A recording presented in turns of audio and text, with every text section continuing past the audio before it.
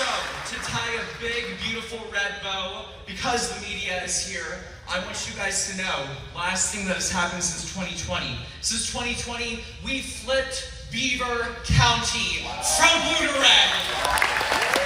We flipped Lucerne County from blue to red. And we flipped Bucks County from blue to red. And the Democrats, I want you to know that we are coming peacefully, not with bullets, but with ballots. And I need all of you.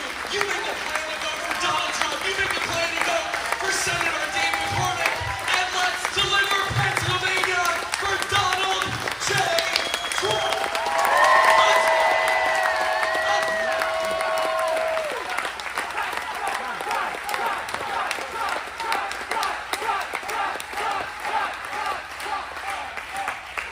That was, of course, our good friend Scott Pressler highlighting all the amazing things that he and so many others are doing in the key swing state of Pennsylvania. And I think what he said there is just, it's self-evidently true. Generally speaking, win Pennsylvania, win the election. So in that spirit, between now and November 5th, I'm going to be making a unique piece of content as often as I can that I'm calling Operation Ground Zero Win PA. And I want to keep you all up to date and laser focus on the work that's happening each and every day in the Keystone State. After all, again, if history is precedent, generally speaking, who wins PA ends up winning the election. It's that important for us to focus on and support those who are on the front lines and literally fighting for our country, and perhaps the single most significant battleground state in any election ever.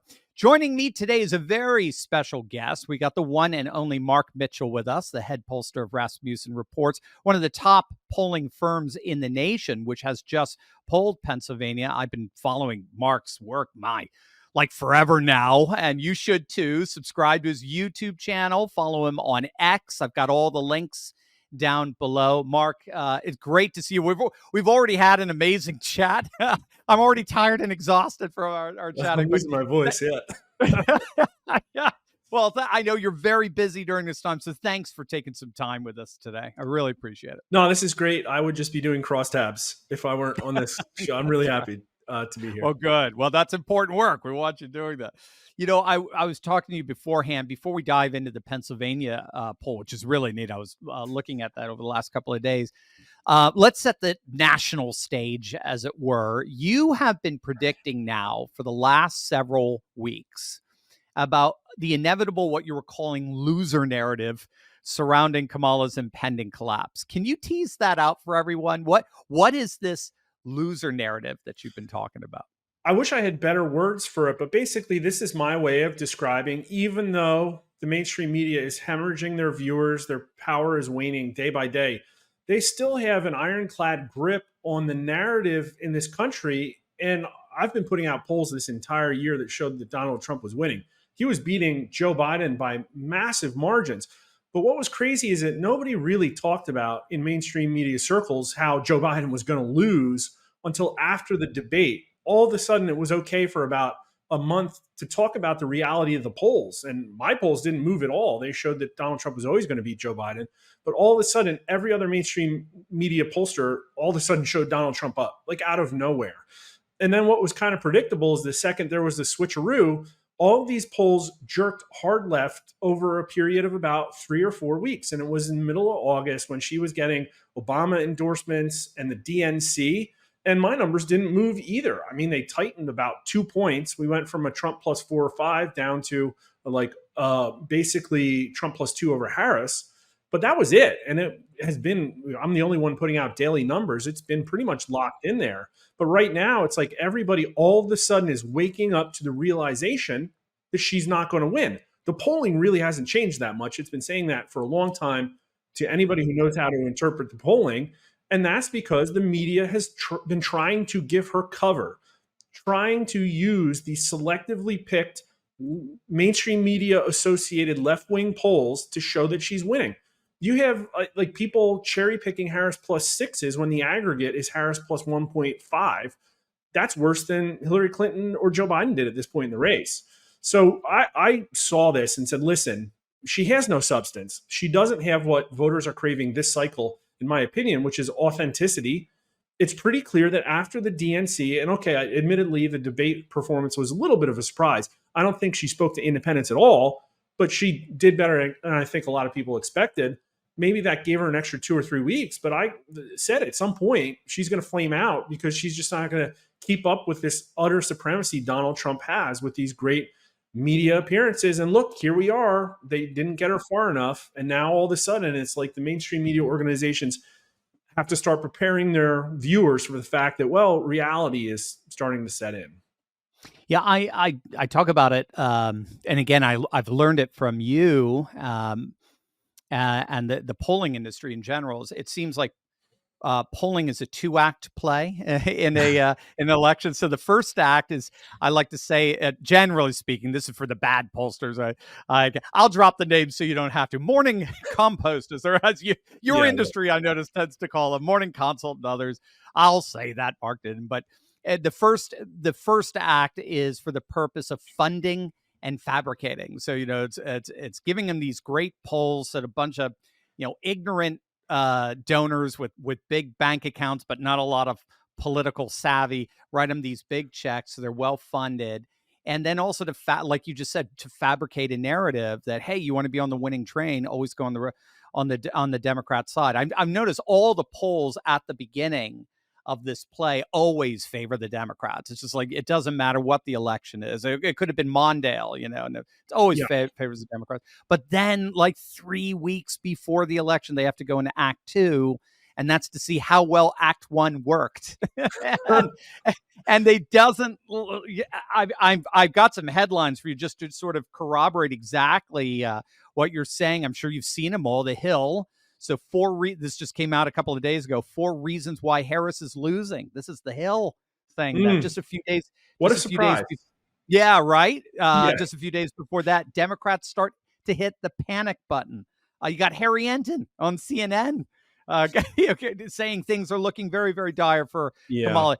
Mark Halperin, he's on Tucker Carlson saying they're gonna start becoming Night of the Living Dead on November 6th, the biggest mental health crisis in American history if Trump wins. James Carville, the Raging Cajun, is having meltdowns on live TV. They all seem to be in many ways fulfilling what you predicted. She does appear to be losing this, and they're seeing the writing on the wall, and they don't quite know how to respond. The press, in my opinion, is hand in glove operating like an arm of the Democrat Party. Right. They are marketing her like a Hollywood production. They spent $500 million writing this movie and putting it.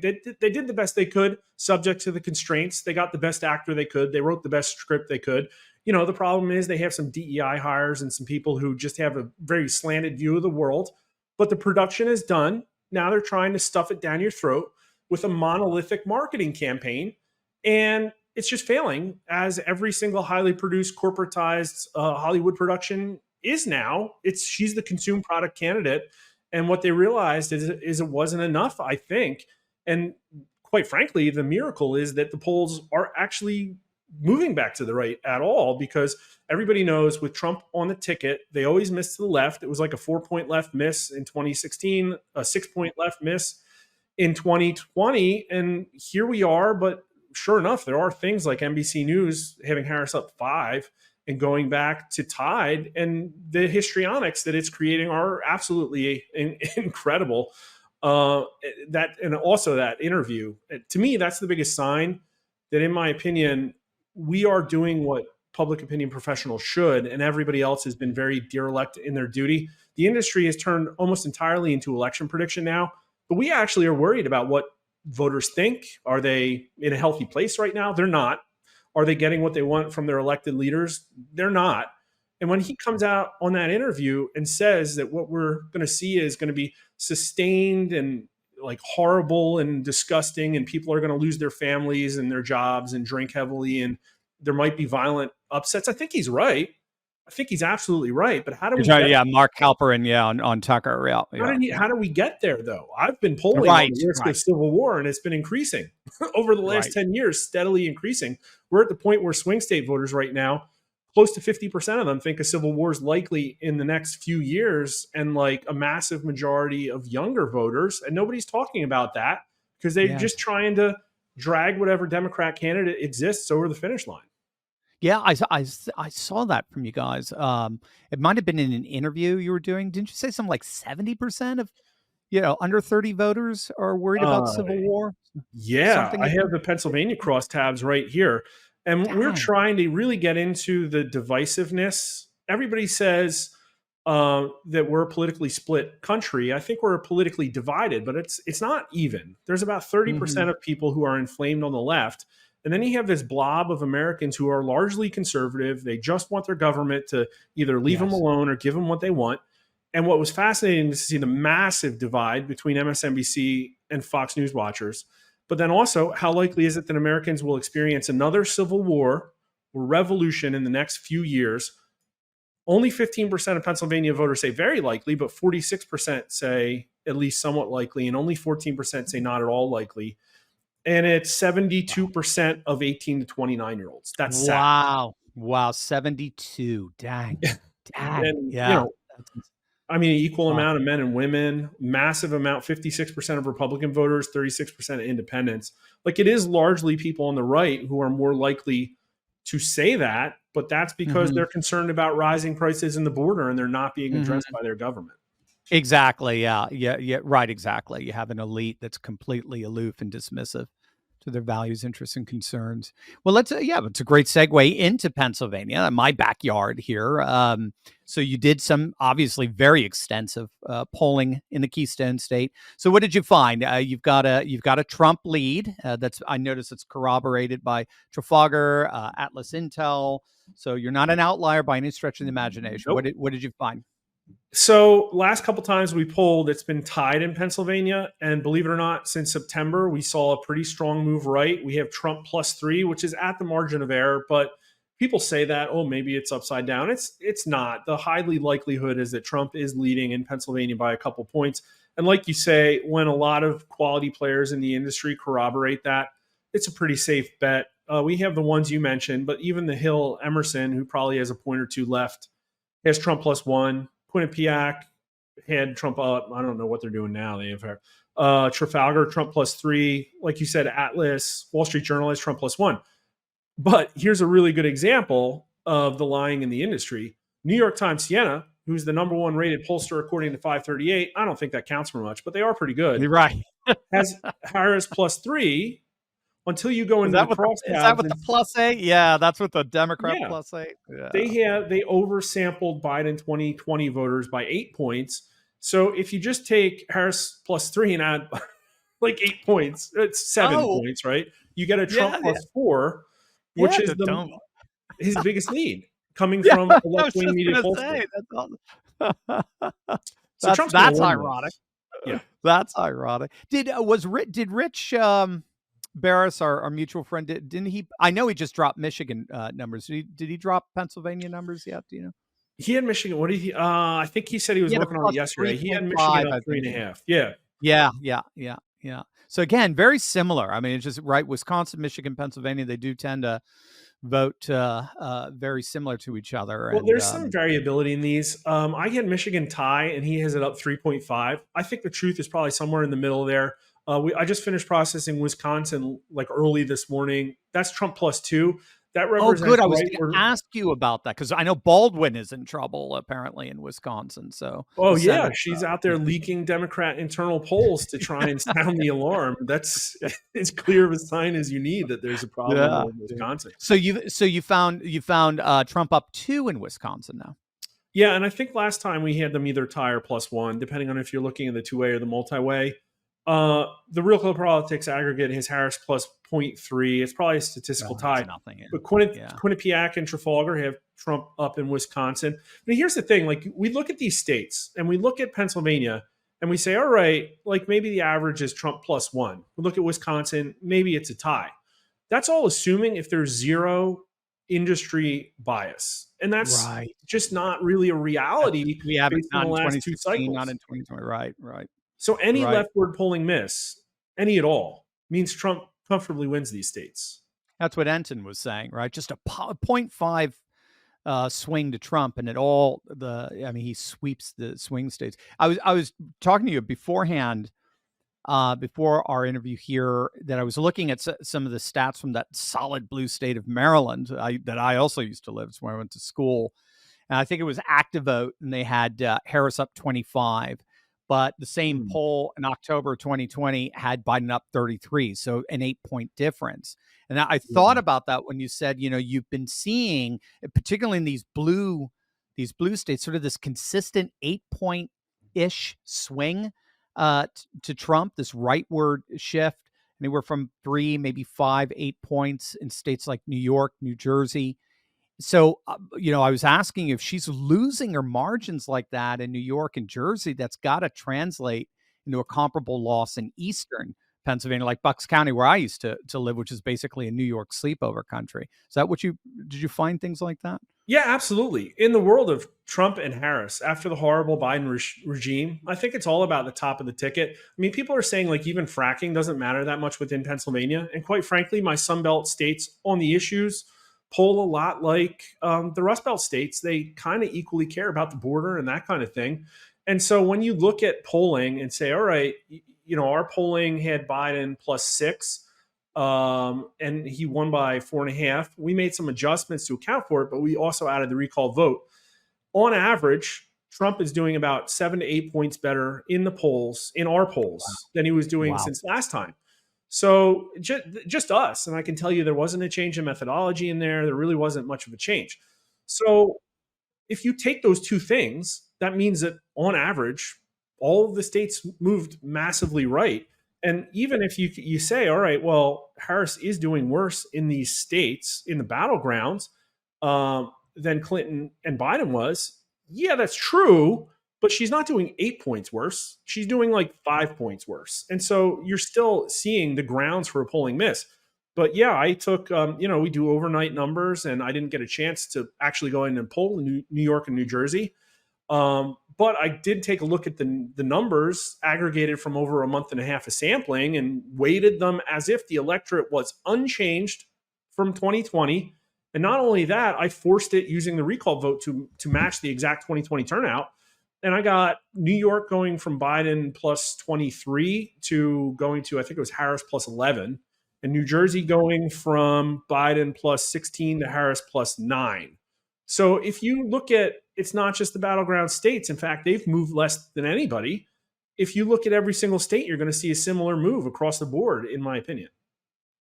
And given how close the margins were in 2020, I mean, that's Georgia, that's Pennsylvania, that's Michigan. Right. And Trump sweeps him if he's just a 3-point shift. It's insane. One of the things that I found so fascinating, talking with Rich and his work over at Big Data, is this working class realignment that appears to be operative. We saw it in 2016, where nearly 200 counties in Wisconsin, Iowa, Michigan, Pennsylvania, Minnesota, Ohio that voted Democrat in every single presidential election for like literally decades, suddenly switched on over, voted to Trump. Some represent a 40-point swing. Those are primarily white working class. But now, I was mentioning to you earlier the Philadelphia Inquirer article that came out a couple of weeks ago, where they're noticing the non-white working class, particularly Latino working class districts in Philly, they seem now to start moving in that Trumpian direction as well, really starting to shave off Democrat margins. Are you seeing that in your polling? Well, yes, especially the issues that are driving this election. Now, to be honest with you, I haven't had time to do all the analytics other people are doing, where I would like aggregate all of my polling and break it down by like sub demographics, but just across the board. I mean, when thinking about the election for president and U.S. Senate, which of these is most important to you? And the economy and border security win. And those are kitchen table issues. You could say, well, border security is like maybe the single issue pet conservative one that they have because they watch Newsmax. No, it's about jobs. It's about tax. It's about wages, crime, and safety. It's a kitchen table issue. So that's a combined total of 54%. But like, look at 18 to 29-year-olds. Maybe they care more about education or violent crime or abortion or climate change. Nope. 57% of them care about the economy and the border. Black voters, nope, 51% economy and the border. Hispanic voters, 58%, the economy and the border. The border. Yeah. Hispanic voters, 20% of them say border security is the number one issue. Even Democrats, it's 40%. Now, there's like, if you ask these questions different ways and limit the choices, that's how you start to get things like abortion and protecting our democracy floating to the top. But this is very much an issue set that plays to MAGA, adding in violent crime and government corruption and stuff like that. You're talking about 2/3 of the electorate in Pennsylvania. And so that is like, there's a income signal as well. Lower income are much more concerned about these because they're not luxury beliefs. And Right. you really have to be a wealthy individual for abortion to be your number one thing. Yes. And I think that's what we're seeing. Very bougie, very aristocratic. Yeah. Very cosmopolitan. And And the everybody like. says things have been moving. I've put the charts out to show inexorably 18 to 39-year-olds, Hispanic voters, Black voters, inexorably over the last 10 years. It's not just suddenly something that Harry Anton realized last week. Like, it's been coming for a long time. The polling is out there. I've been putting it out. The thing is, there's offsets. Upper middle class white women. We did some fun analysis. Cat owners, like boomer men, like they have a different issue set, and there's an offset. And they're watching MSNBC, they're watching CNN, they're hearing about the new Orange Hitler, and it's a concern for sure. That's where her support comes from. Yeah. Well, and that's what Mark Halpern's talking about. They'll all be getting prescriptions the day after if Trump pulls this off. You got some comparable polling, Mark, in North Carolina, I saw, and then you also have some numbers coming out of Wisconsin. You mind sharing that as well? Yeah, so Wisconsin's +2. The crosstabs aren't out yet. I think they're coming out later today. North Carolina was Trump +5. Dang. And I can try and pull that up real quick. I think what everybody is questioning, and people, listen, again, I haven't had time to go and do the analysis, but this is a regionally balanced poll. So people can go and say, I didn't project that there would be turnout issues in Western North Carolina, but people can, certainly go and take a look at the crosstabs and see, I'll tell you, most of the regions in North Carolina are pretty solid Trump, right? So it's like you got Raleigh-Durham going to Harris by 13 points. But pretty much I don't think it's going to have much of an impact, to be honest. And with the Trump +5 race, I really think that's where it is. I think there's been statistical herding. I think there was less polling error in North Carolina last time out. But I think you're going to see more of a rightward movement just because there haven't been that many North Carolina polls at all. It's like everybody stopped after the hurricane.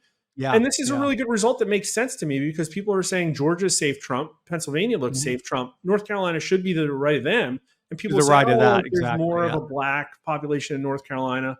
It's like they're going 30% Trump now. Wow. So, I don't think that's going to. There's that realignment. It's astonishing. And I was 5 seems just right compared to what we're looking at for the early voting in Virginia. That because if the Republicans are rocking it in Virginia right now, what are they? It's like a 60-40 or something split. Democrats 60, Republicans 40. They're significantly above 2021 early vote levels around this time when Glenn Youngkin went. I mean, if she's winning, I don't know what your opinion is of Virginia. I still hear a lot of skepticism whether or not he could pull off a win in Virginia. But I mean, if she's struggling, if she's getting a 5-point win in Virginia, what happened to the last Democrat who won Virginia by 5? I mean, so it sounds to me like obviously North Carolina votes to the right of Virginia. So it was just, if she's struggling in Virginia, she ain't winning North Carolina. There's no way around it. Yeah, with a 3% margin of error, admittedly, our September poll of Virginia was Harris +3. So in my opinion, since there's been rightward movement in the poll, Trump could be really close there. And we only polled Virginia once. I would love to, before I really made a call, to have a little bit more experience in the state. But even so, this is a state that went for Biden by like 10 points. And, of course, when the ticket looks different, like they have a little bit different turnout, right? And, yeah, we'll see now, right? It's like if there's been a 6 to 8 point rightward movement across all the polls nationally, kind of makes sense that it go from Biden +10 to Trump down only like 3 or 4. And again, that's September, at the height of the post debate response bias, in my opinion. So it could be. It really could be. Wow. I know there are some believers there on the ground in Virginia. They think this is the year. They think they're gonna to get some revenge. When's the last time? 2004, I think. Right, it's the last time. And how about Nevada? Any insights on Nevada? Is Nevada Yeah. going to be another like when you're fishing and you think you're reeling it in and then it just runs away from you? If you ask me tomorrow, I'll know a little bit more information. I think I had Oh, okay. Nevada Trump +1 or 2. Okay. All Pretty right. sure All every right. time we've run it, it's been within the statistical margin. But the thing about Nevada, and you're not going to hear this a lot from other pollsters, is it's just getting a lot harder to poll the states in general. Data sources have been fragmenting and people have been going to alternative data sources.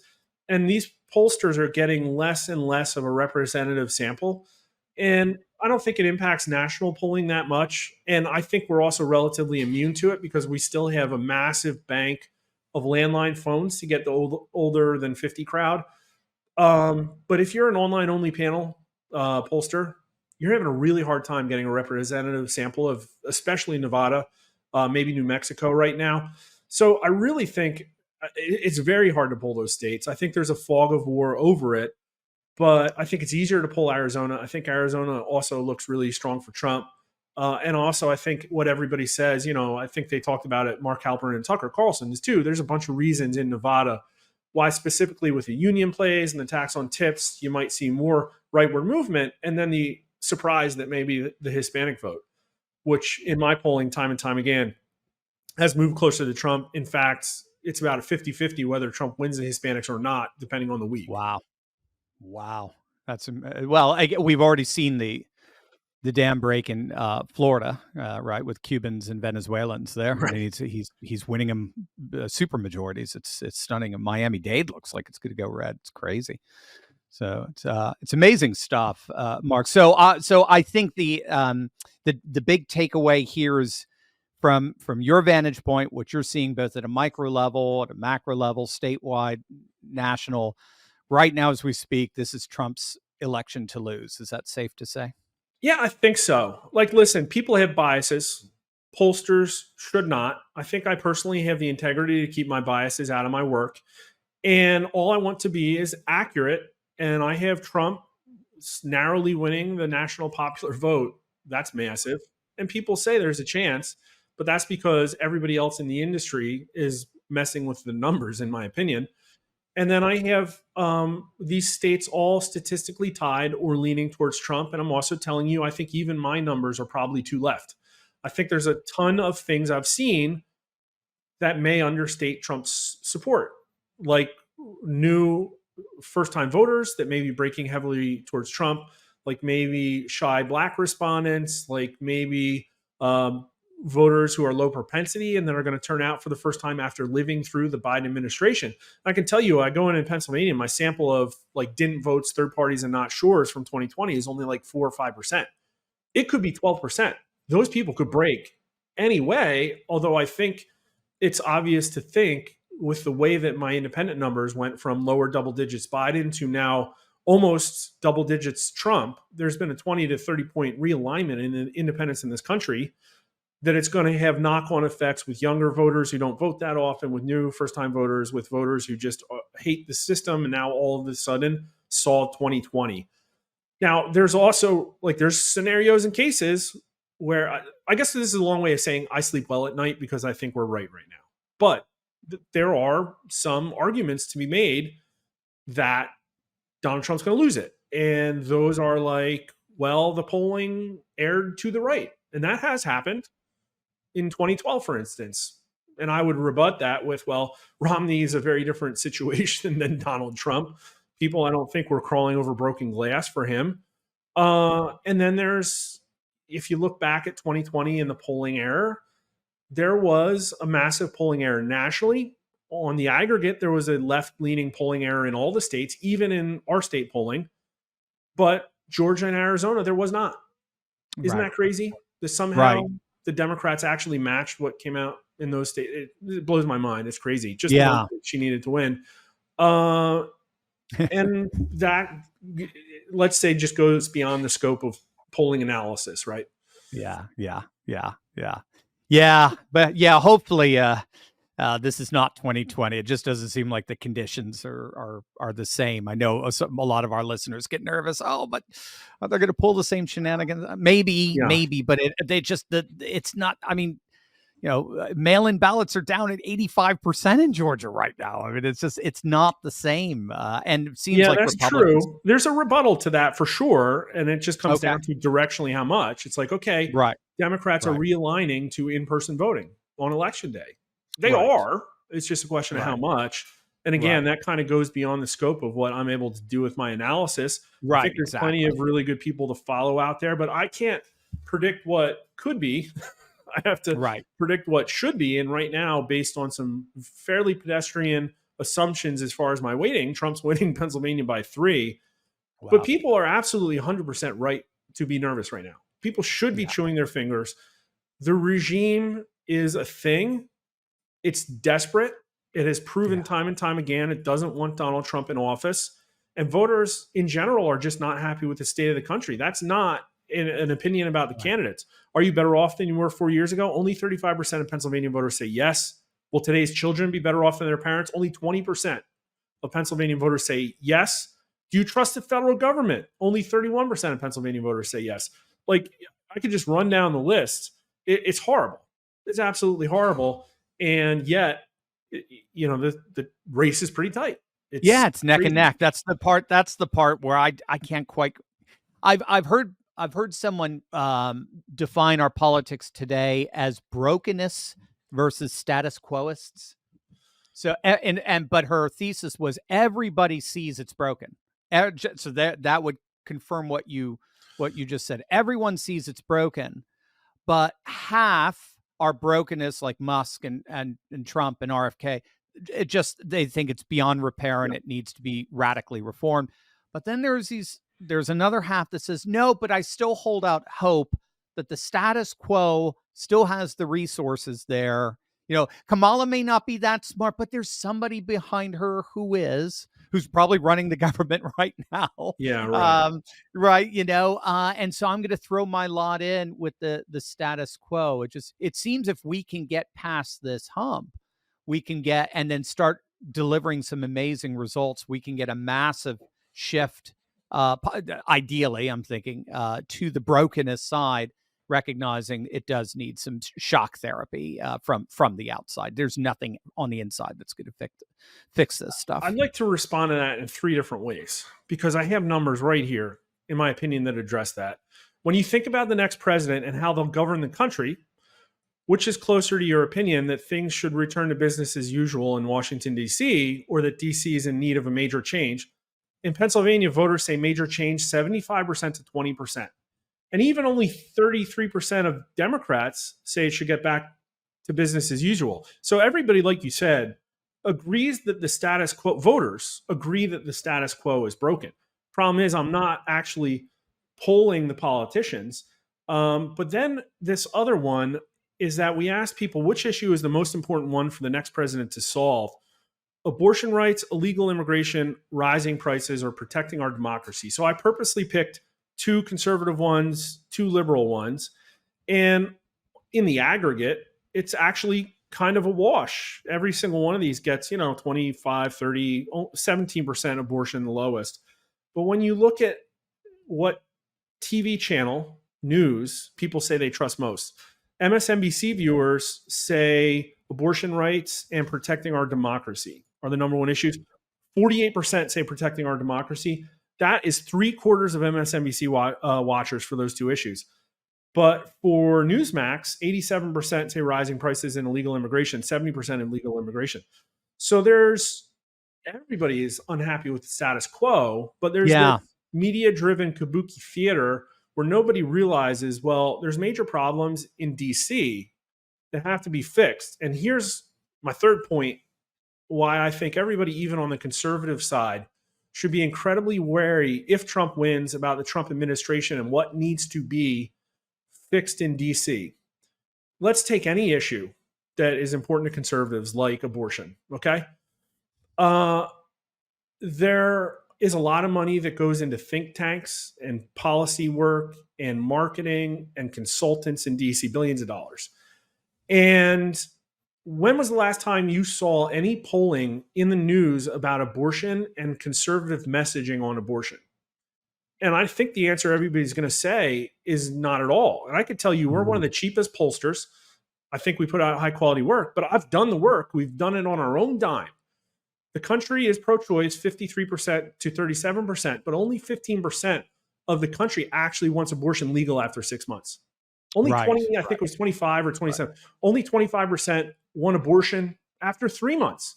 Not even half of Joe Biden's strongest supporters want abortion after 3 months. Right. And yet not a single person from Capitol Hill, not a single conservative think tank, none of the 501c3s, nobody has reached out to us, the experts on public opinion in America, in my opinion, because nobody else is doing this work, and said, well, help us understand how we can reach these people, change minds, stop the Overton window from moving, because it's inexorably moving. Right. We're getting close. Like a majority of Democrats want reparations now. That was not the case 4 or 6 years ago. It was not the case. Right. And on every single one of these issues, conservatives lose the higher ground because they do not have symmetry of ecosystem. It's because it's all in DC. And you talked about Trump learning lessons. Yeah, I'm sure he has. I'm sure his transition team is going to be better. I'm sure he's going to get Elon Musk and RFK to help him. But there's still this issue where DC itself is not aligned towards changing the status quo in a way that serves the voters. I'm not even talking about conservatism. The voters don't even want late-term abortion. And yet it's used as a canard issue to prevent any change. Right. Yeah. Yes. What is it? Divide and conquer, split the people, and then they're constantly fighting, and you keep resentment deflected from where it should be, which is the status quo and the permanent political class. This is our reality. If Trump wins, I know it is. 4 years. It is. Yeah. It is extremely concerning. I mean, we really this is like late empire kind of stuff. I mean, it's really very, very concerning. And unfortunately, yes, both parties have brought us here. Fascinating stuff, Mark. We got a bunch of your links down below. Where can people go find out about you, keep up with your daily updates on the election and the like? Really appreciate everybody coming to RasmussenReports.com. One of the reasons we can be honest is because we're funded by mostly subscribers and also some low-level, non-corporate, non-pharmaceutical advertisers. So it allows us to pull on issues that really nobody else can because they're all attached to major corporate media outlets. And even if you can't, we have a reader tier that's a couple bucks, or you could follow us on Twitter and subscribe there. Even if you can't, we'd really love for you to sign up for a newsletter or come subscribe at YouTube at Rasmussen_poll. Awesome. Yeah, gang, if you're not subscribing to Rasmussen, you are missing out. Make sure to click on those links below. Stay up to date. Stay informed from the single most reputable polling outlets out there. I love them, and I love what Mark does. Mark, thank you so much for being here with us. Really appreciate it. Thank you. It was a great talk. We had a lot of I was going to say I should ask everybody forgive me because I'm going to totally geek out with Mark because I love the art and science of polling. So, give me an opportunity to fire some shots. So that's right, you did. You aimed well. Thanks. Right, thanks, Mark.